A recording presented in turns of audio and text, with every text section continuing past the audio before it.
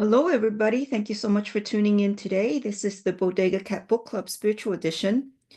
And today we're going to continue our reading of Flow by Mihaly C. I call him Mr. C because I have no idea how to pronounce his last name. Anyways, this book was inspired by an animated film I saw, and I will put the description, the official website on the description box below. It's got the same name, but I don't think they're associated in any way, shape, or form. I just thought it was kind of interesting. Um, so here we go. And in the chapters, I will have highlighted sections. So that means there's a footnote at the end of at the back of the book, and we will be reading that as well. And we're going to start a new chapter today. All right.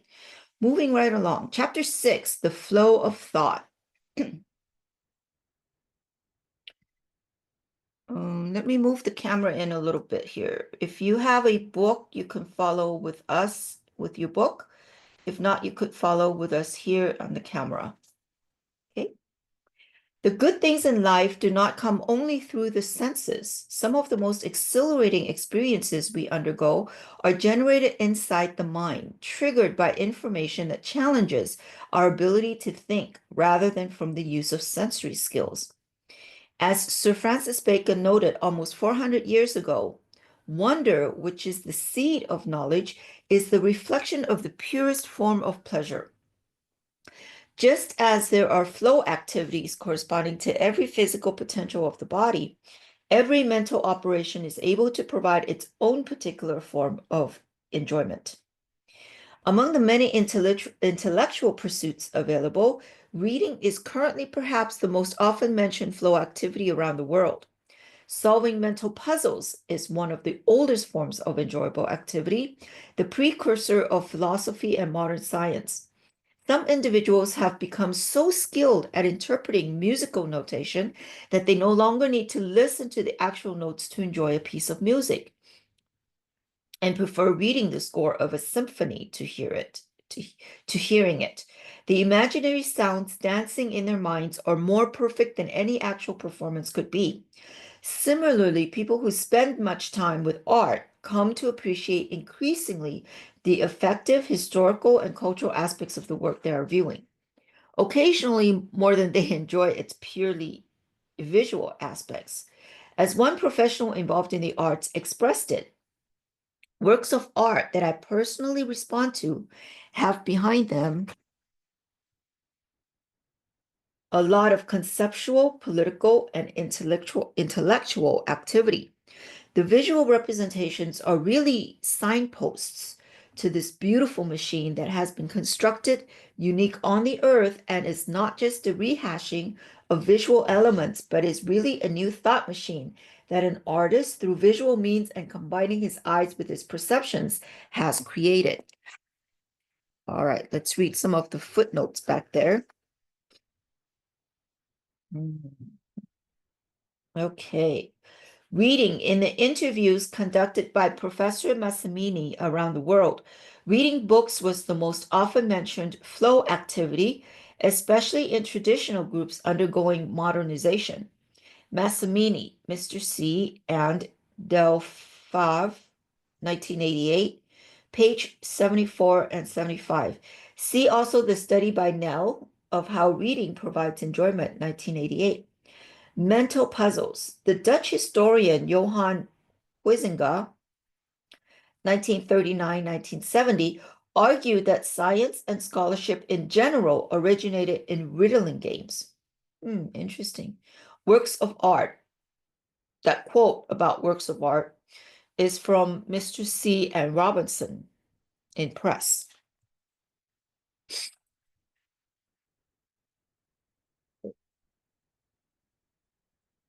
What this person sees in a painting is not just a picture, but a thought machine that includes the painter's emotions, hopes, and ideas, as well as the spirit of the culture and the historical period in which he lived.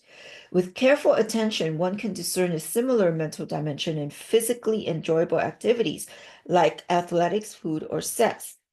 We might say that making a distinction between flow activities that involve functions of the body and those that involve the mind is to some extent spurious, for all physical activities must involve a mental component if they are to be enjoyable.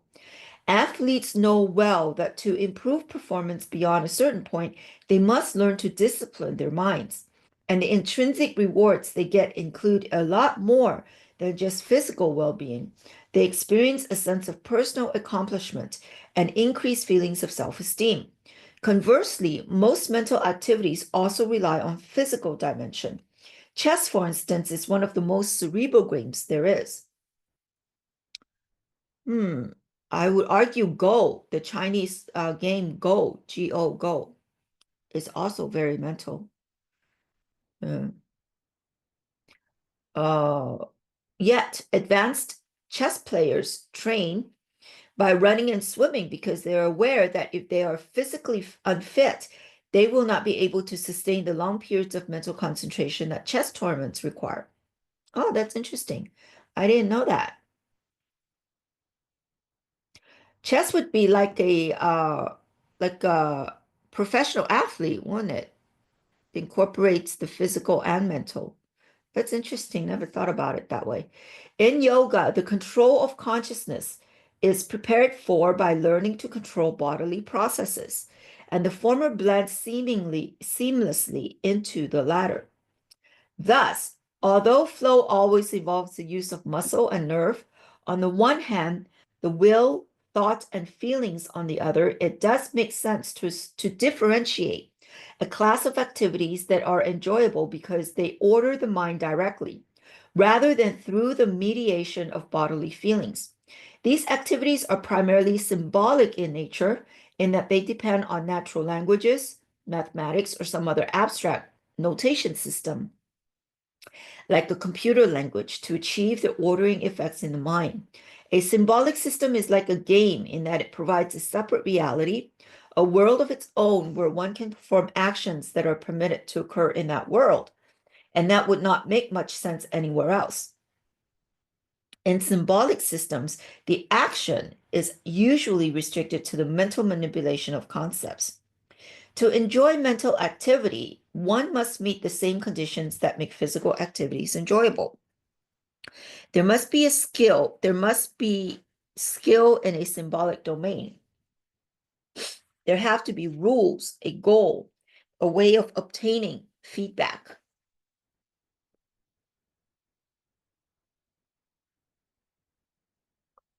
One must be able to concentrate and interact with the opportunities at a level commensurate with one's skills. In reality, to achieve such an ordered mental condition is not as easy as it sounds. Contrary to what we tend to assume, the normal state of the mind is chaos. Without training and without an object in the external world that demands attention, people are unable to focus their thoughts for more than a few minutes at a time. That's true for me, definitely. It is relatively easy to concentrate when attention is structured by outside stimuli, such as when a movie is playing on the screen or when while driving, heavy traffic is encountered on the road. If one is reading an exciting book, the same thing occurs.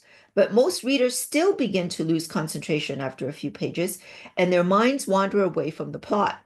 At that point, if they wish to continue reading, they must make an effort to force their attention back to the page.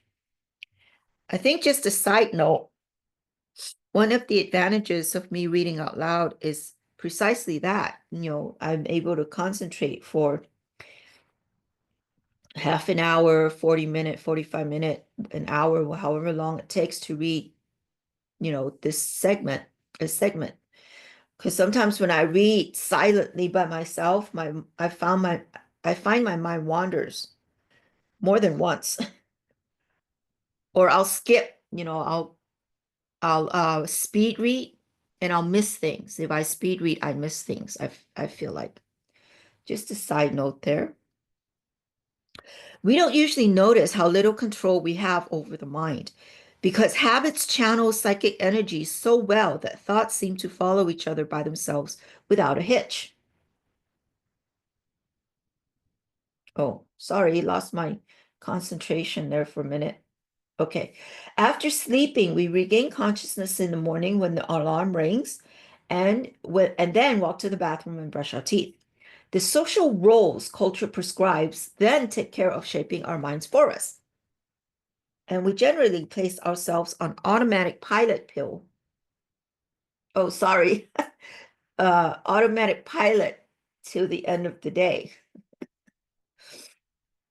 Sometimes your mind kind of plays tricks on me. My mind plays tricks on me. Okay, place ourselves on automatic pilot until the end of the day, when it is time again to lose consciousness in sleep. But when we are left alone with no demands on attention, the basic disorder of the mind reveals itself. With nothing to do, it begins to follow random patterns, usually stopping to consider something painful or disturbing. Unless a person knows how to give order to his or her thoughts, attention will be attracted to whatever is most problematic at the moment. It will focus on some real or imaginary pain or recent grudges or long-term frustrations. Entropy is the state of normal consciousness, a condition that is neither useful nor enjoyable. Okay.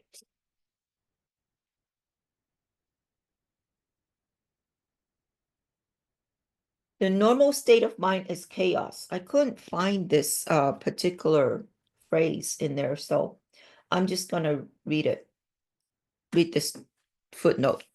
This conclusion is based on various lines of evidence collected with the ESM.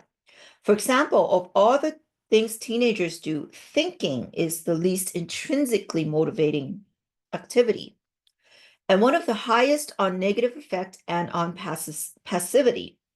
Mr. C. and Larson, 1984, page 300. This is because people say they are thinking only when they're not doing anything else, when there are no external demands on their minds. The same pattern holds for adults who are least happy and motivated when their mind is not engaged by an externally structured activity. Kubi and Mr. C in press. The various sensory deprivation experiments also show that without pattern input of information, the organization of consciousness tends to break down. For instance, George Miller writes, the mind survives by ingesting information. Miller, 1983, page 111. A more general claim is that organisms survive by ingesting negentropy. Schrodinger, 1947. The negative quality of the television viewing experience has been documented by several ESM studies, e.g. Mr. C. and Kubi, 1981, Mr. C. and Larson, 1984, Mr. C., Larson, and Prescott, 1977, Kubi and Mr. C. in press, and Larson and Kubi, 1983. I don't think we've read the television viewing yet, but I thought I'd just read that because it's coming up in the next paragraph.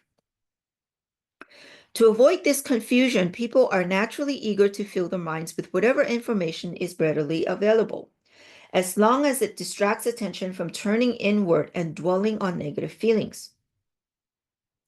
Now, that's an interesting statement because this assumes that turning inward automatically or intrinsically dwells on negative feelings. And I don't think that's true. You could turn inward, but you can have a choice to dwell on negative feelings or positive feelings. And whatever feelings that you dwell on, it reflects outwardly. This is just my opinion. Anyways, I was just going to say I don't quite agree with that sentence there. This explains why such a huge proportion of time is invested in watching television. And I think the television contributes to that dwelling on negative feelings inside, in my opinion, despite the fact that it is very rarely enjoyed. Compared to other sources of stimulation like reading, talking to other people, or working on a hobby, TV can provide continuous and easily accessible information that will structure the viewer's attention at a very low cost in terms of the psychic energy that needs to be invested. While people watch television, they need not fear that their drifting minds will force them to face disturbing personal problems. It is understandable that once one develops this strategy for overcoming psychic entropy, to give up the habit becomes almost impossible. Yeah, one reason why I don't have a TV in my house is because of all the negative stuff. Now they got YouTube, but I consciously choose not to watch negative things on YouTube. So, just a side note. The better route of avoiding chaos in consciousness, of course, is through habits that give control over mental processes to the individual, rather than to some external source of stimulation, such as the programs of network TV. To acquire such habits requires practice, however, and the kind of goals and rules that are inherent in flow activities. For instance, one of the simplest ways to use the mind is daydreaming, playing out some sequence of events as mental images. But even this apparently easy way to order thought is beyond the range of many people. Jerome Singer, the Yale psychologist who has studied daydreaming and mental imagery more than perhaps any other scientist, has shown that daydreaming is a skill that many children never learn to use. Yet, daydreaming not only helps create emotional order by compensating in imagination for unpleasant reality, as when a person can reduce frustration and aggression against someone who has caused injury by visualizing a situation in which the aggressor is punished, but it also allows children and adults to rehearse imaginary situations so that the best strategy for confronting them may be adopted, alternative actions considered, unanticipated consequences discovered, all results that help increase the complexity of consciousness. And of course, when used with skill, daydreaming can be very enjoyable. In reviewing the conditions that help establish order in the mind, we shall first look at the extremely important role of memory, then at how words can be used to produce flow experiences. Next, we shall consider three symbolic systems that are very enjoyable if one comes to know the rules: history, science, philosophy. Many more fields of study could have been mentioned, but these three can serve as examples for the others. Each one of these mental games is accessible to anyone who wants to play them. Okay, let's read about mental images. Okay, mental imagery.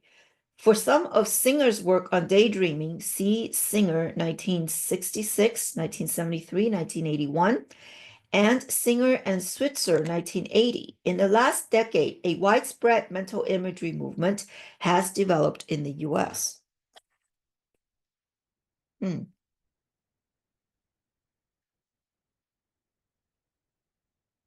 Yeah, I think they call it visualization now. The mother of science. The Greeks personified memory as Lady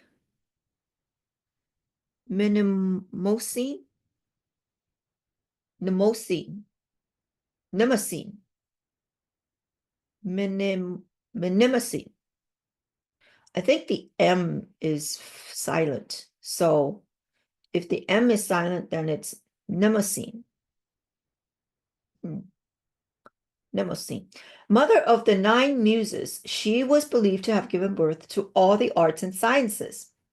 It is valid to consider memory the oldest mental skill from which all others derive, for if we weren't able to remember, we couldn't follow the rules that make other mental operations possible. Neither logic nor poetry could exist, and the rudiments of science would have to be rediscovered with each new generation. The primacy of memory is true, first of all, in terms of the history of the species. Before written notations were developed, all learned information had to be transmitted from the memory of one person to that of another. That's oral distribution of history, verbally, right? And it is true also in terms of the history of each individual human being. A person who cannot remember is cut off from the knowledge of prior experiences, unable to build patterns of consciousness that bring order to the mind. As Buñuel has said, life without memory is no life at all. Our memory is our coherence, our reason, our feeling, even our action. Without it, we are nothing. All forms of mental flow depend on memory, either directly or indirectly. History suggests that the oldest way of organizing information involved recalling one's ancestors, the line of descent that gave each person his or her identity as member of a tribe or a family. It is not by chance that the Old Testament, especially in the early books, contains so much genealogical information, e.g., Genesis chapter 10, verses 26 to 29. The descendants of Joktan were the people of Almadad, Sheleph, Hazar-Mareth, Jerah, Hadram, Uzal, Dikla, Obal, Abimiel, Sheba, Ophir, Havilah, and Jobab. Knowing one's origins and to whom one was related was an indispensable method for creating social order when no other basis for order existed. In proliterate cultures, reciting lists of ancestors' names is a very important activity, even today. And it is one in which the people who can do it take a great delight. Remembering is enjoyable because it entails fulfilling a goal and so brings order to consciousness. We all know the little spark of satisfaction that comes when we remember where we put the car keys or any other object that has been temporarily misplaced. To remember a long list of elders going back a dozen generations is particularly enjoyable in that it satisfies the need to find a place in the ongoing stream of life. To recall one's ancestors places the recaller as a link in a chain that starts in the mythical past and extends into the unfathomable future. Even though in our culture, lineage histories have lost all practical significance, people still enjoy thinking and talking about their roots. Okay. All right. So Buñuel, the quote from Buñuel is a reference. The Buñuel reference is from Sachs, 1970, 1987, page 23. And then reciting the names of ancestors. Generally, the task of remembering belongs to the elder members of the tribe, and sometimes it is assigned to the chief. For example, the Melanesian chief has no administrative work. He has no function, properly speaking, but in him are enclosed the clan's myth, tradition, alliances, and strengths. When he delivers from his own lips the clan names and the marvelous phrases which have moved generations, he enlarges time for each one. The chief's authority rests on a simple quality which is his alone. He himself is the word of the clan. Leanhart, 1947, 1979, page 117, 118. One example of how complex kinship reckoning can be is illustrated by Evan Pritchard's work on the Nuer of the Sudan, who divided their ancestors in maximal, major, minor, and minimal lineages, all connecting to each other for 5 or 6 ascending generations. Evans Pritchard, 1940 to 1978.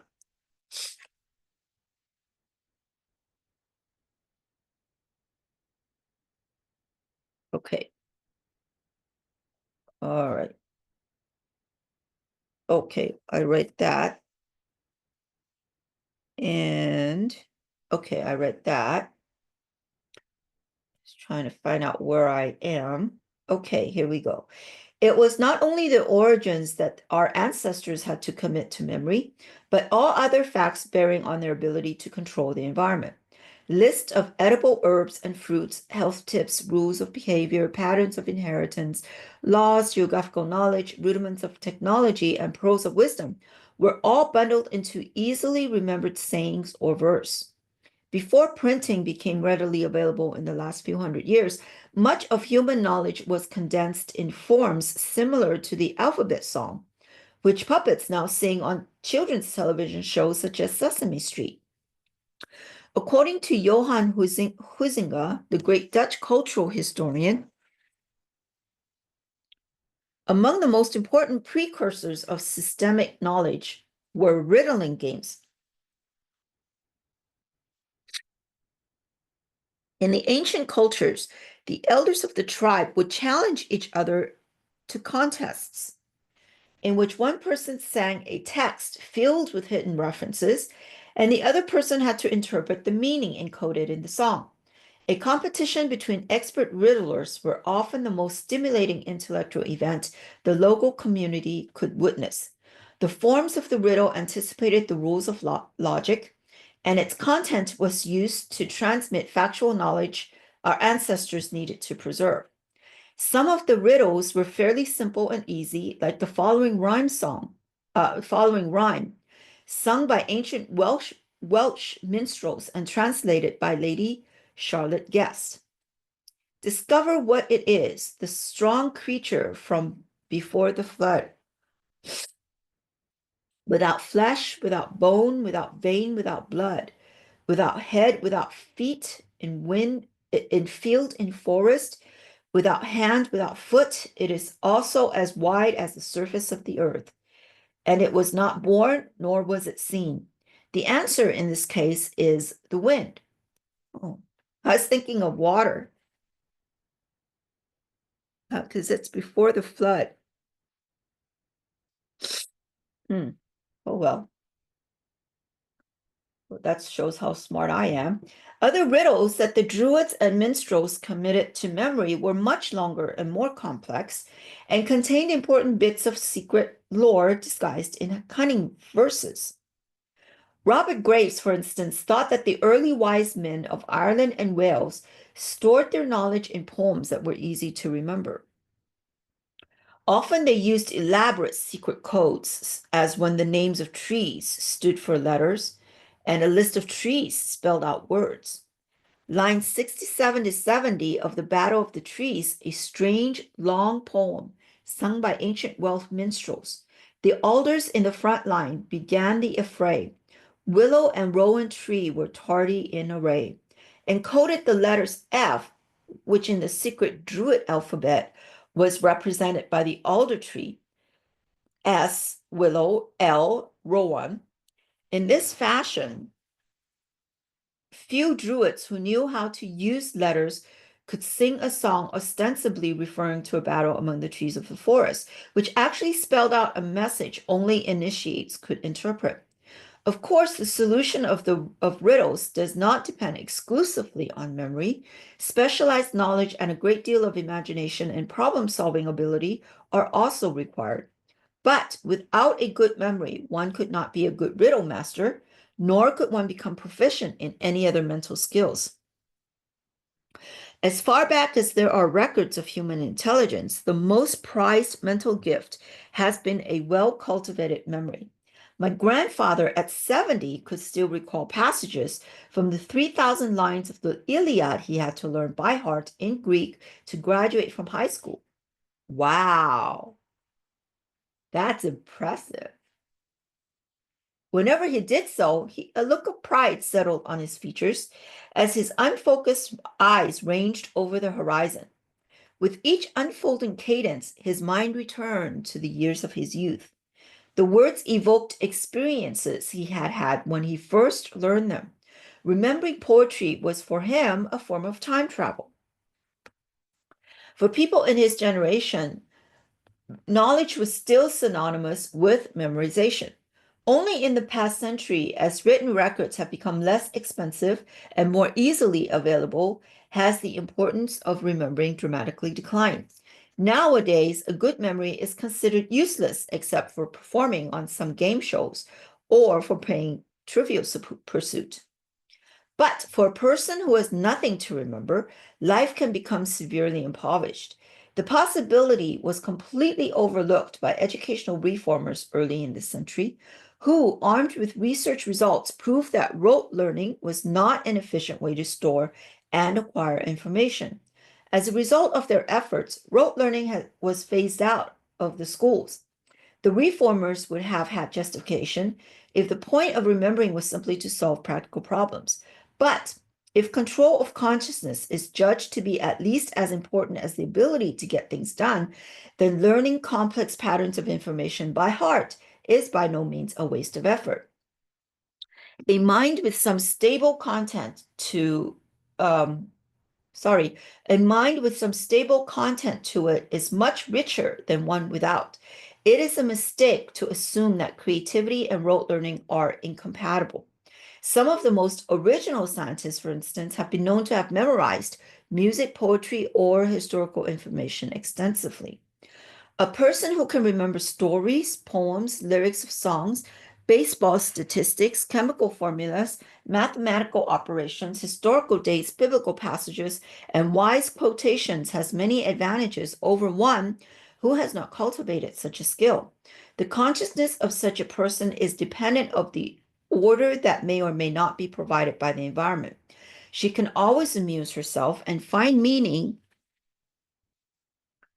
in the contents of her mind, while others need external stimulation, television, reading, conversation, and drugs to keep their minds from drifting into chaos. The person whose memory is stocked with patterns of information is autonomous and self-contained. Additionally, such a person is also a much more cherished companion because she can share the information in her mind and thus bring order into the consciousness of those with whom she interacts. Yeah, there's a fine balance between that, though. You don't want to come off as Miss Know-it-all or Mr. Professor or be preachy about it, right? But you do want to impart your knowledge in little bits and pieces, if you will. So I think there's a fine balance. How can one find more value in memory? The most natural way to begin is to decide what subject one is really interested in. Poetry, fine cuisine, history of the Civil War, or baseball, and then start paying attention to key facts and figures in that chosen area. With a good grasp of the subject will come the knowledge of what is worth remembering and what is not. The important thing to recognize here is that you should not feel that you have to absorb a string of facts, that there is a right list you must memorize. If you decide what you would like to have in memory, the information will be under your control, and the whole process of learning by heart will become a pleasant task instead of a chore imposed from outside. A Civil War buff need not feel compelled to know the sequence of dates of all major engagements. If, for instance, he is interested in the role of the artillery, then only those battles where cannons played an important part need concern him.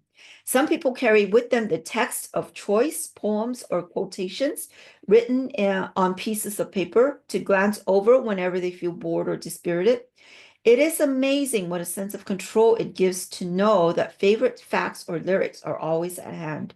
Once they are stored in memory, however, this feeling of ownership, or better, of connectedness with the content recall becomes even more intense. Of course, there is always a danger that the person who has mastered a domain of information will use it to become an overbearing bore. We all know people who cannot resist flaunting their memory, but this usually occurs when someone memorizes only in order to impress others. It is less likely that one will become a bore when one is intrinsically motivated with a genuine interest in the material and a desire to control consciousness rather than in controlling the environment. Okay.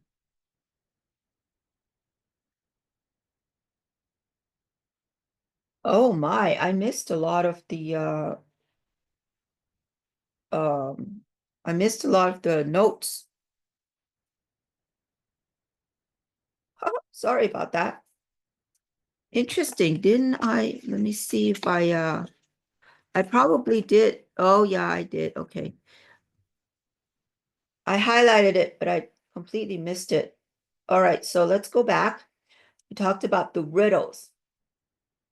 Riddles, the rhyme translated by Charlotte Guest. Oops, sorry, people. The rhyme translated by Charlotte Guest, as well as the material on the following page, come from the famous account Robert Graves, 1960, gives of the origins of poetry and literacy in The White Goddess. Graves belonged to that wonderful period of British academic life when serious scholarship coexisted with unfettered flight of the imagination. The period when C.S. Lewis and R.R. Tolkien taught classics and wrote science fiction at Oxford. Graves' mythopoetic reconstructions are controversial, but they provide the layperson with a feeling for what the quality of thought and experience might have been in the distant past, to an extent that one cannot get from works of more cautious scholarship. Now, route learning. H.E. Garrett, 1941, has reviewed the experimental evidence that contributed to the demise of route learning in schools. See also Suppies, 1978. This evidence showed that learning nonsense syllabus did not improve a generalized aptitude for remembering. It is difficult to understand why educators would have thought such results relevant to making students stop memorizing meaningful texts. And the control of memory. Remembering like daydreaming, remembering like dreaming seems not to be a process under volitional control of the self. We cannot bring into consciousness information that refuses to be called up. But just as with dreaming, except even more so, if one is willing to invest energy in it, memory can be greatly improved. With a little method and discipline, it is possible to build a whole set of mnemonic. Okay. M is silent. Mnemonic. Some people pronounce the M, but anyways, here it's mnemonic. The M is silent. So that means the what is that? What is that muse called? Mnemosyne. Mnemosyne, the M is silent, mnemosyne. Oh, sorry, a little squirrel there. Let's do this one again. The control of memory. Remembering like dreaming seems not to be a process under volitional control of the self. We cannot bring into consciousness information that refuses to be called up. But just as with dreaming, except even more so, if one is willing to invest energy in it, memory can be greatly improved.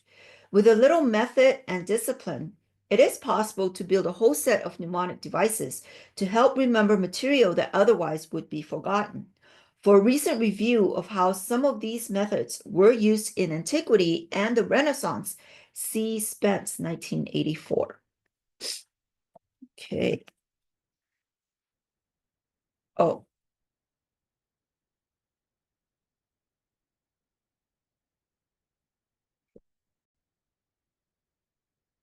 The rules of the games of the mind. Memory is not the only tool needed to give shape to what takes place in the mind. It is useless to remember facts unless they fit into patterns, unless one finds likenesses and irregularities among them. The simplest ordering system is to give names to things. The words we invent transform discrete events into universal categories. The power of the word is immense. In Genesis 1, God names day, night, sky, earth, sea, and all the living things immediately after he creates them, thereby completing the process of creation. The Gospel of John begins with, before the word was created, the word already existed. And Heraclitus starts his now almost completely lost volume. This word, logos, is from everlasting, yet men understand it as little after the first hearing of it as before. All these references suggest the importance of words in controlling experience. The building blocks of most symbol, the building blocks of most symbols systems, words make abstract thinking possible and increase the mind's capacity to store the stimuli it has attended to. Without systems for ordering information, even the clearest memory will find consciousness in a state of chaos. After names came numbers and concepts, and then the primary rules for combining them in predictable ways. By the 6th century BC, Pythagoras and his students, just a side note, Pythagoras was the physical reincarnation of a higher ascended being named Kutumi, Kuthuma, Master Kutumi. And Master Kutumi had many incarnations to the physical form, and Pythagoras was one of them. St. Francis of Assisi was another. He was also one of the 3 wise men that visited baby Jesus. Just a little fun fact. And I'll leave a link to a, a little link to what his story, what he was, and he's also the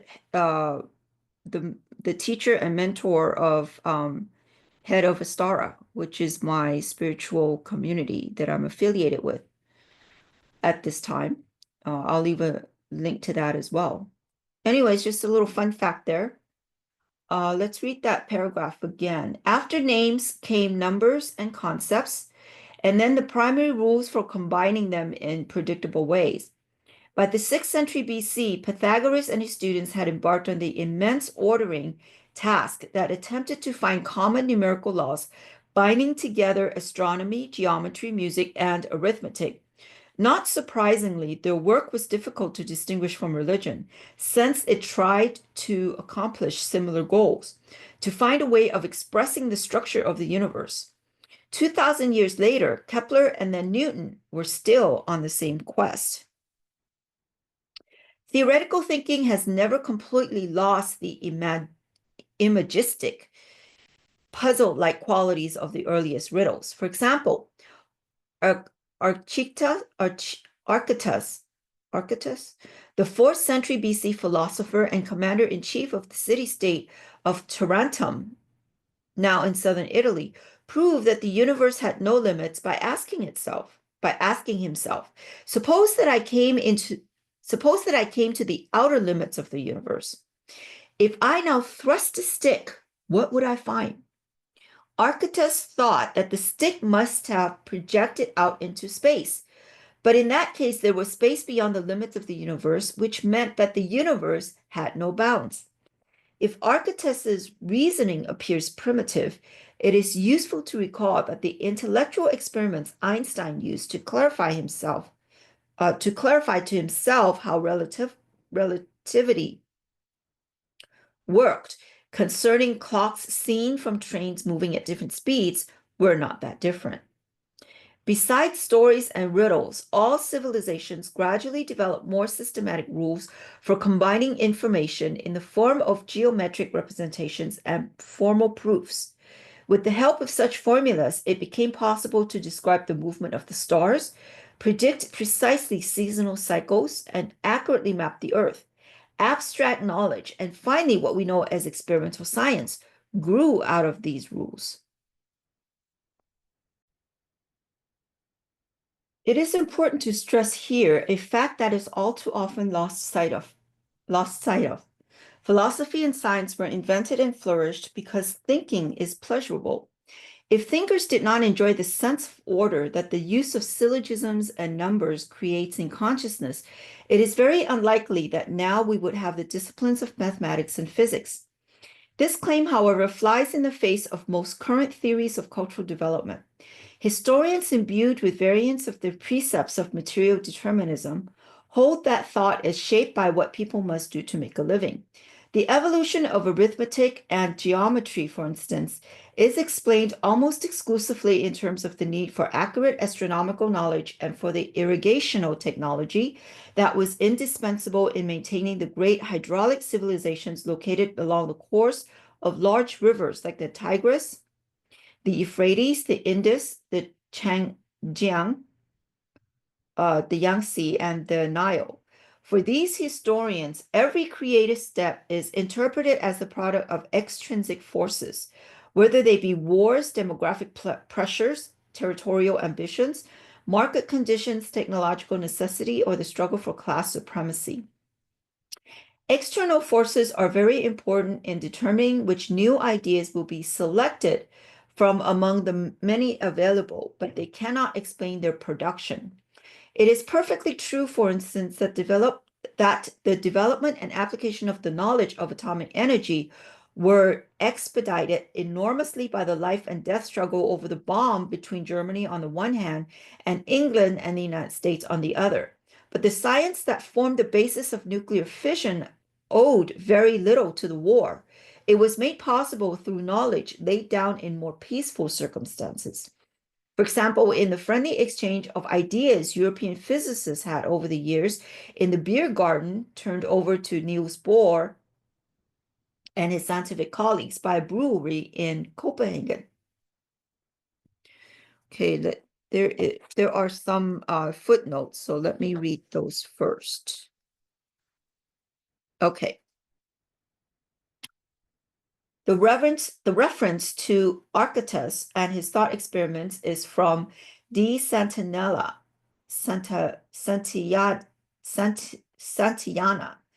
1961-1970, page 63.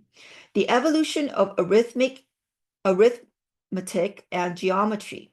Wittfogel, 1957, gives a brilliant materialist account of the development of the sciences, as well as political forms on the basis of the prior development of irrigational techniques.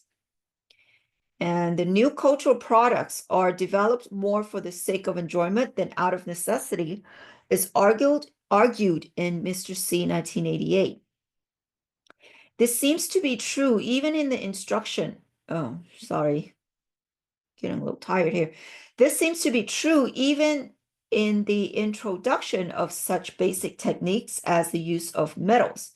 In several areas of the world, it has been noted, in the case of metallurgical innovation in particular, that the development of bronze and other metals as useful commodities was a much later phenomenon than their first utilization as new and attractive materials employed in context of display.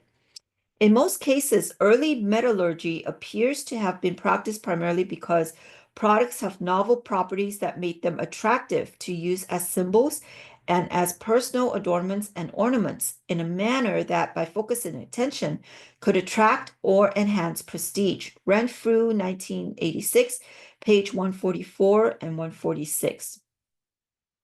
Huizinga, 1939-1970, argued that institutions such as religion, law, government, and the armed forces originally started as playforms or games, and only gradually did they become rigid and serious. Well, now they use, what do they call it? Game theory. They have AI gaming things out. Similarly, Max Weber, 1930-1958, pointed out that capitalism started as an adventurous game of entrepreneurs, and only later, when its practices became rigidified in laws and conventions, did it become an iron cage. Interesting. Okay. Great thinkers have always been motivated by the enjoyment of thinking rather than by the material rewards that could be gained by it. Democritus, Democritus, Democritus, Democritus, Democritus. One of the most original minds of antiquity, was highly respected by his countrymen, the Abderites. However, they had no idea what Democritus was about. Watching him sit for days immersed in thought, they assumed he was acting unnaturally and must be ill. So they sent for Hippocrates. You know, this word is very interesting. Hippocrates. I always think of the word hypocrisy, right? Hypocrite. Interesting, eh? That he was a doctor and that word hypocrisy comes from this name. Anyways, I always have a hard time pronouncing it. Hip, Hippocrates. Hippocrates. Yes, Hippocrates. So they sent for Hippocrates, the great doctor, to see what ailed their sage. After Hippocrates, who was not only a good medical man but also wise, discussed with Democritus. Oh man, these Greek words, very interesting.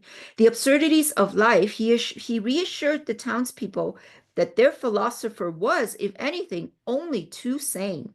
He was not losing his mind. He was lost in the flow of thought. The surviving fragments of Democritus, I think it's Democritus's writing, illustrate how rewarding he found the practice of thinking to be. It is godlike ever to think on something beautiful and on something new. Happiness does not reside in strength or money. It lies in rightness and many-sidedness. I would rather discover one true cause than gain the kingdom of Persia. Not surprisingly, some of his more enlightened contemporaries concluded that Democritus had a cheerful disposition. Oh, excuse me. I went down the wrong tube there.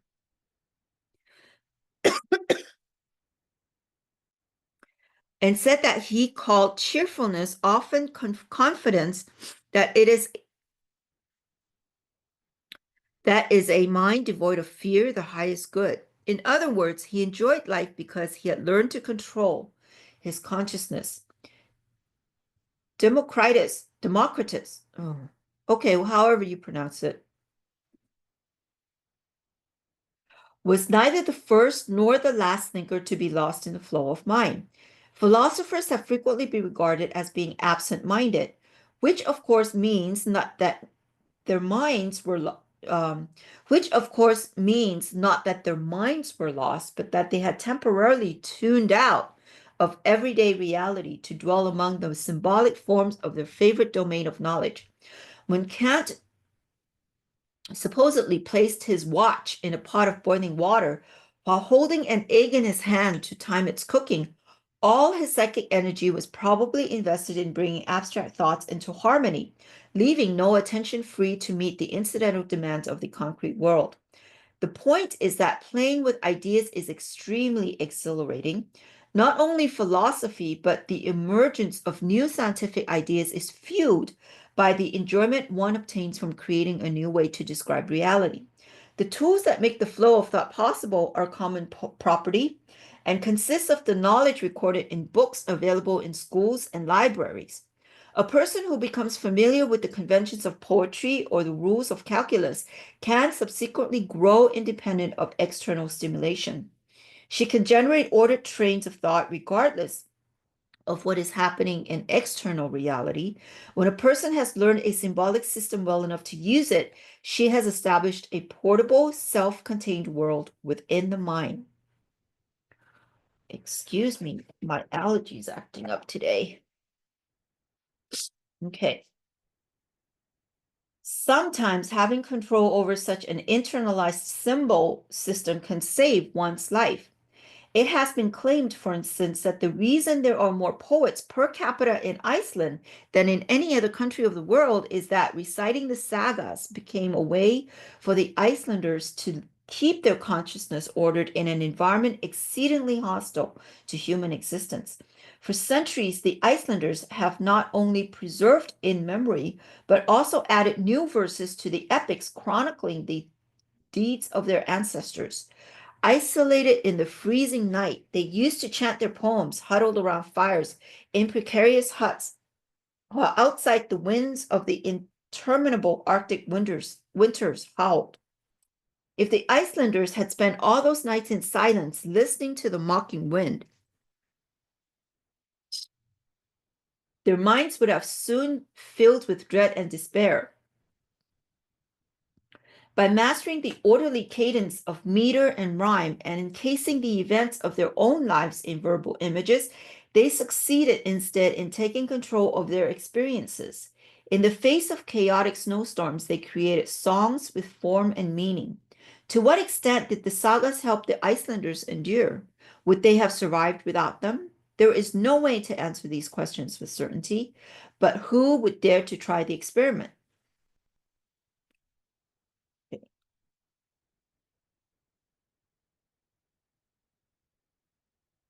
Ah, okay, for the anecdotes concerning Democritus, Democritus, C. de Santillana, 1961, 1970, page 142, FF. I wonder what that means. FF.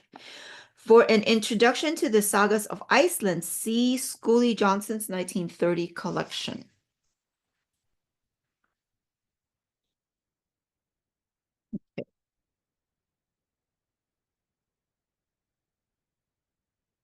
Ah, okay. Just wanted to see where I am. All right. Similar conditions hold true when individuals are suddenly wrenched from civilization and find themselves in those extreme situations we described earlier, such as concentration camps or polar expeditions. Whenever the outside world offers no mercy, an internal symbolic system can become a salvation. Anyone in possession of portable rules for the mind has a great advantage. In conditions of extreme deprivation, poets, mathematicians, musicians, historians, and biblical experts have stood out as islands of sanity surrounded by the waves of chaos. To a certain extent, farmers who know the life of the fields or lumbermen who understand the forest have a similar support system, but because their knowledge is less abstractly coded, they have more need to interact with the actual environment to be in control. Let us hope none of us will be forced to call upon symbolic skills to survive concentration camps or Arctic ordeals, but having a portable set of rules that the mind can work with is of great benefit even in normal life. People without an internalized symbolic system can all too easily become captives of the media. They're easily manipulated by demagogues, pacified by entertainers, and exploited by anyone who has something to sell. If we have become dependent on television, on drugs, and on facile calls to political or religious salvation, it is because we have so little to fall back on, so few internal rules to keep our mind from being taken over by those who claim to have the answers. Without the capacity to provide its own information, the mind drifts into randomness. It is within each person's power to decide whether its order will be restored from the outside in ways over which we have no control, or whether the order will be the result of an internal pattern that grows organically from our skills and knowledge. And we will stop there for now. I hope you enjoyed that. And we'll continue our reading next time with part 2. In the meantime, I hope you guys all have a great day, and we'll see you next week. Bye-bye now.